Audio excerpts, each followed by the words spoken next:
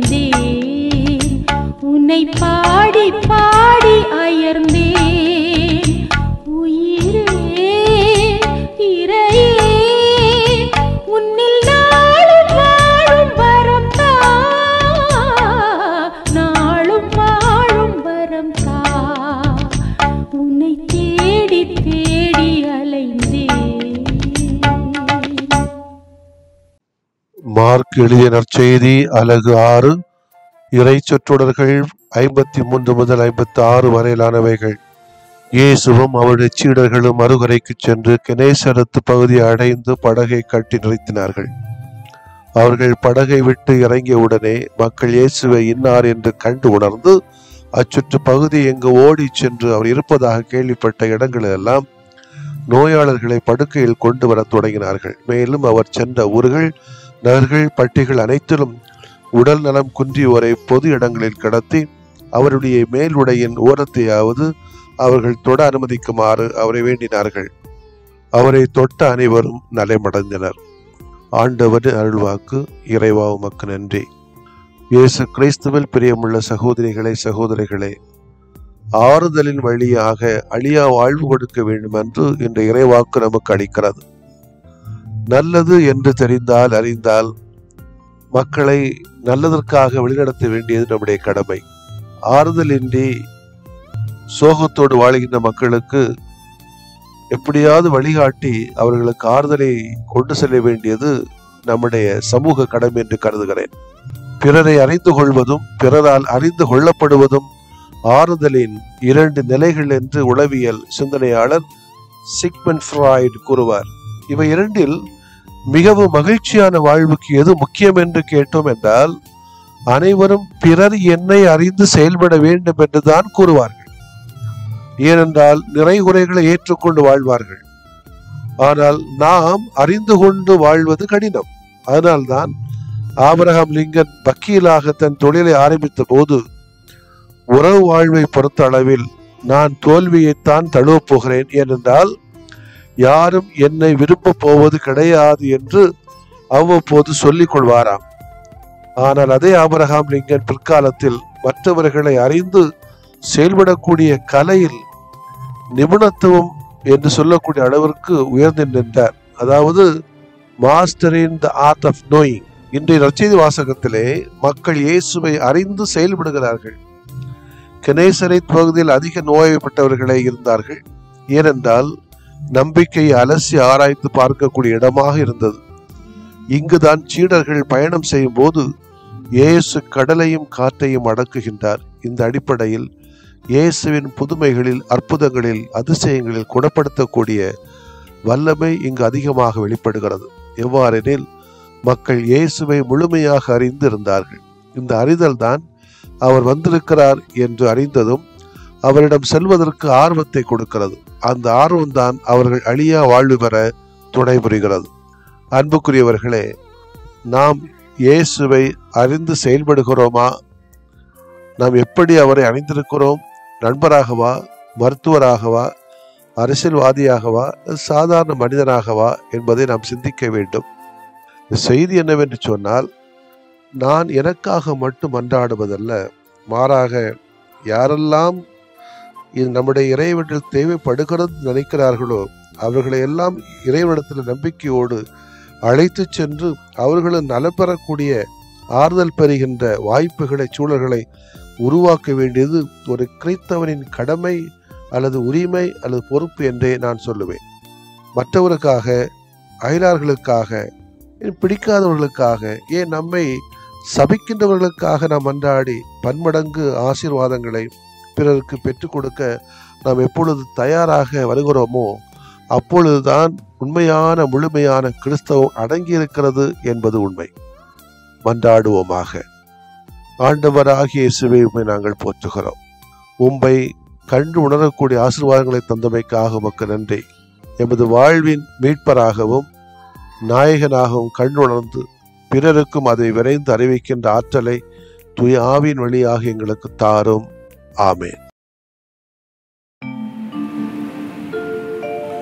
விரும்புகிறேன் நீயும் குணமாகு, அஞ்சாதே நான் என்றும் உன்னோடு. விரும்புகிறேன் நீயும் குணமாகு, அஞ்சாதே நான் என்றும் உன்னோடு.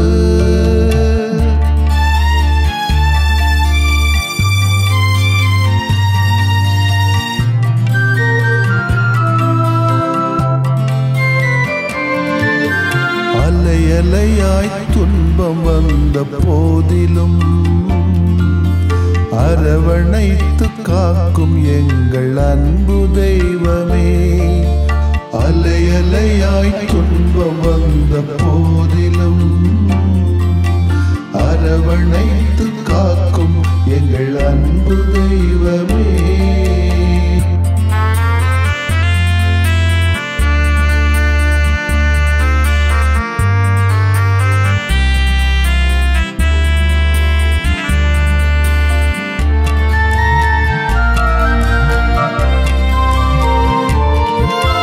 கடும் காய்ச்சலால் அவதியுற்றோம் தெய்வமே. உடல் வலியால் நொந்து போனோம் தெய்வமே. கேட்கும் குரல் கேட்ட மக்கு நலம் தாருமே. கேட்கும் குரல் கேட்ட மக்கு நலம் தாருமே. அலையாய் துன்பம் வந்த போதிலும் அரவணைத்து காக்கும் எங்கள் அன்பு தெய்வமே.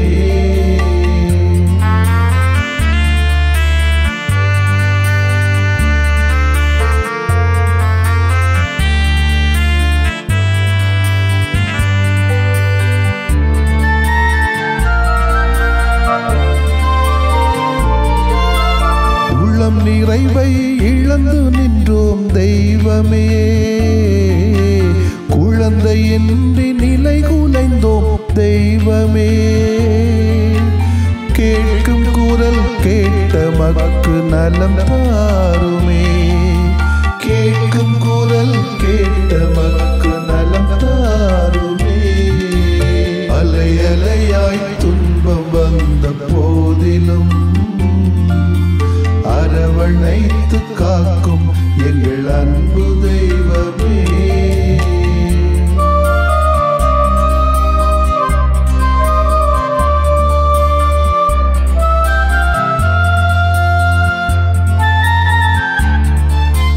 குடிபோதையில் பேதையானும் தெய்வமே. குடும்ப மகிழ்வை குலைத்து விட்டோம் தெய்வமே. கேட்கும் குரல் கேட்ட மக்கு நலம் தாருமே. கேட்கும் குரல் கேட்ட மக்கு நலம் தாருமே. அலையாய் துன்பம் வந்த போதிலும் அரவணைத்து காக்கும் எங்கள் அன்பு தெய்வமே.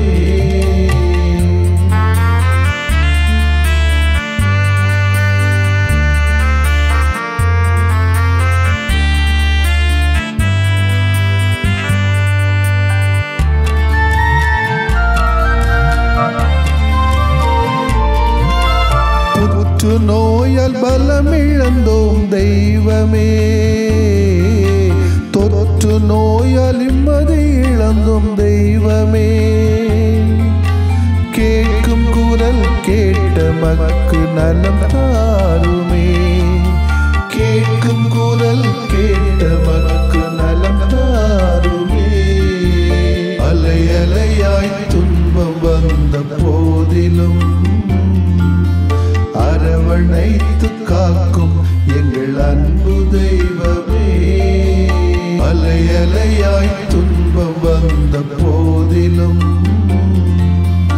அரவணைத்து காக்கும் எங்கள் அன்பு தெய்வமே.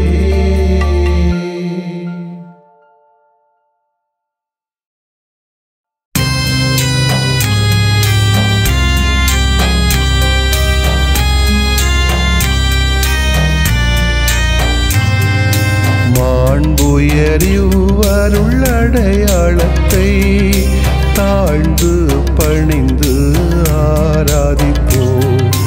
பழைய நியம முறைகள் அனைத்தும் இனி மறைந்து முடிவு பெறுக. புதிய நியம முறைகள் வருக. புலன்களாலே மனிதன் இதனை அறிய இயலா.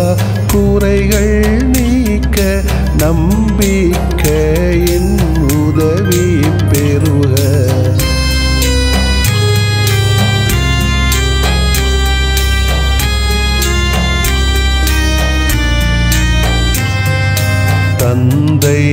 அவர்க்கும் மகன் அவர்க்கும் புகழ்ச்சியோடு வெற்றியாக்கும். மீட்பின் பெருமை மாட்சிமையோடு வலிமை வாழ்த்து யாவுமாக. இருவரிடமாய் வருகின்றவராம் தூய ஆவியானவர்க்கும் அளவில்லாத சமப்புகழ்ச்சி என்றுமே உண்டாகுக. ஆமென்.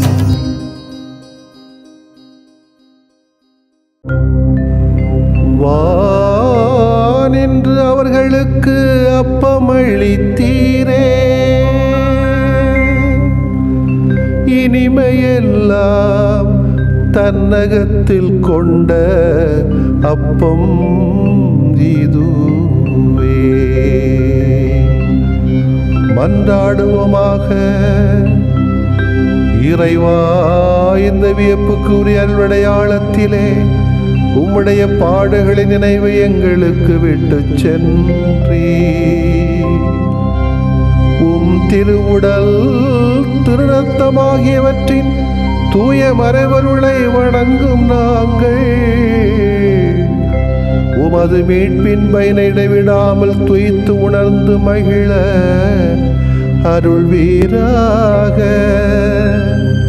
தந்தையாகிய இறைவனோடும் தூய ஆவியாரின் ஒன்றிப்பில் இறைவனா என்றென்றும் வாழ்ந்து ஆட்சி செய்கின்ற உம்மை மன்றாடுகிறோம்.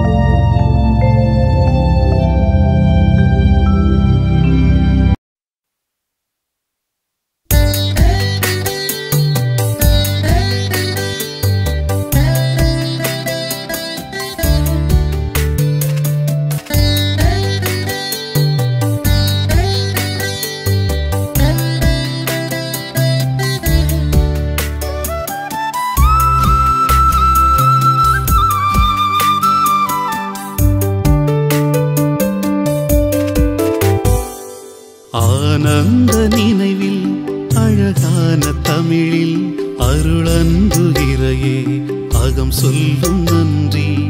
ஆனந்த நினைவில் அழகான தமிழில் அருளன்புகிறையே அகம் சொல்லும் நன்றி.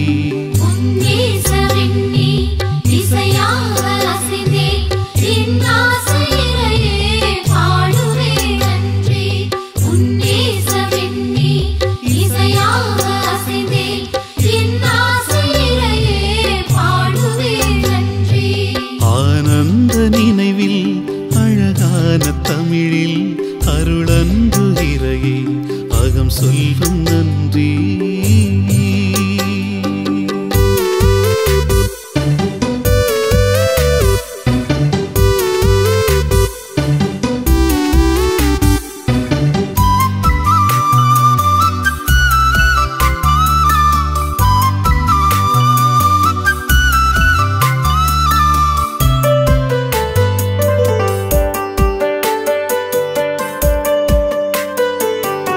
அன்பாலே என்னை நீ படைத்தாய், அகலாது எனில் இருந்து காத்தாய்.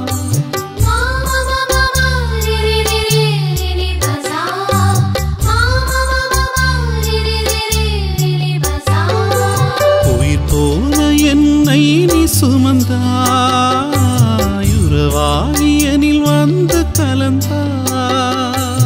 உனக்காக உழைக்கின்ற அழைப்பொன்றும் விடுத்தாய், உனை போல வாழ்கின்ற உயர் சிந்தை தந்தாய்.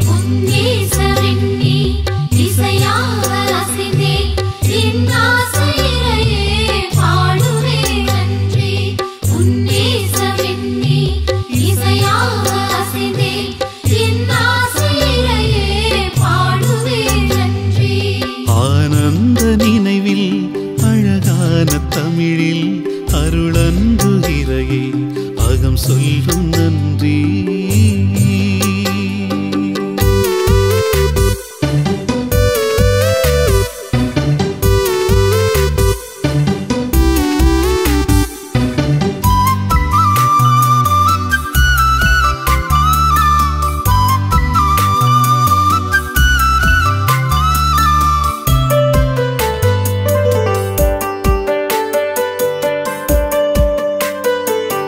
நேயத்தை என் விழியில் வைத்தாய், நியாயத்தை என் மனதில் பதித்தாய்.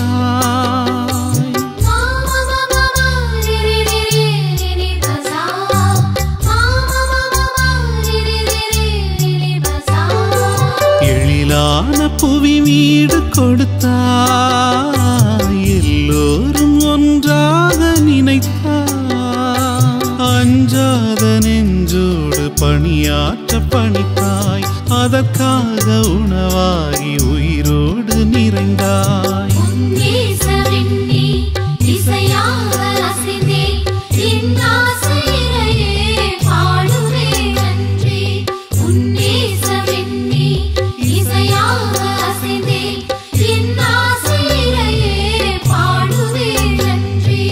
ஆனந்த நினைவில் அழகான தமிழில் அருளன்பு இறையே அகம் சொல்லும் நன்றி.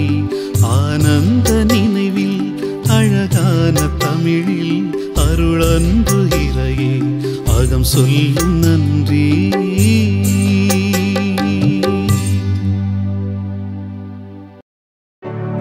நிலையான புகழுக்குரிய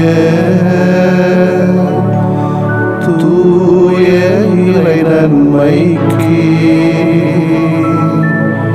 எல்லா காலமும் தொழுகையும் புகழும் போற்றியும் ஆட்சிமையும் உண்டாக கடவது. போற்றியும் ஆட்சிமையும்